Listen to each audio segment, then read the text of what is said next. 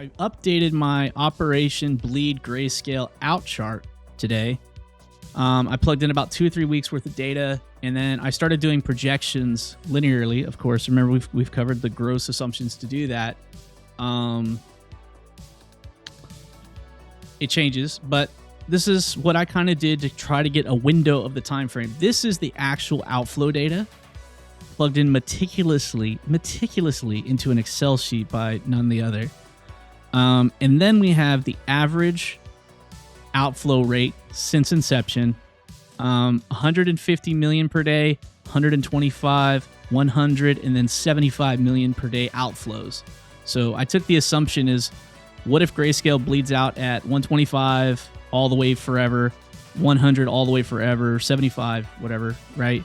And that gives us this projection. So if they keep trucking at the average, Grayscale goes to 0 in July. If they keep at like 150 million per day, and they average that's sometime in like September, November for 125, basically January for 2025. And then if they really slow walk it, June of next year.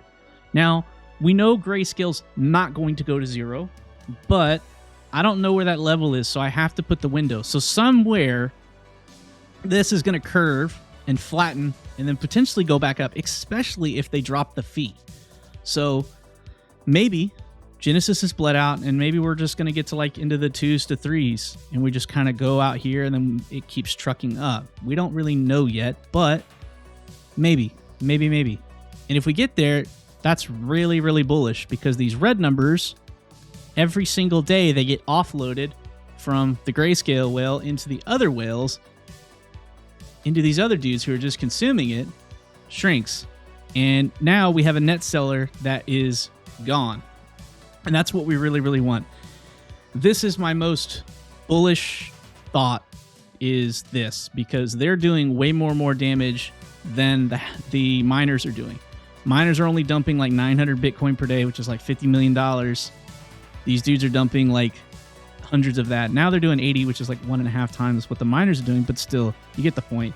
And Bitcoin halving still coming April 20th. It's like 15 days from now.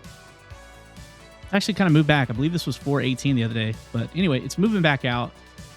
And Grayscale's bleeding out. And Grayscale, I think, so it's kind of like we want to start talking like, if you're old enough to remember triple halvening talks of like the Ethereum F2.0 merged, we're kind of looking at something like that, in my opinion. But it's not like speculation.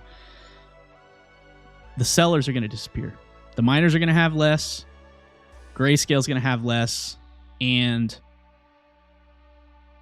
buyers are going to keep trying to buy. And how do you feed these big whales? Because you can't just keep producing more Bitcoin. It's not like Roger Ver is going to take over the show and produce more Bitcoin.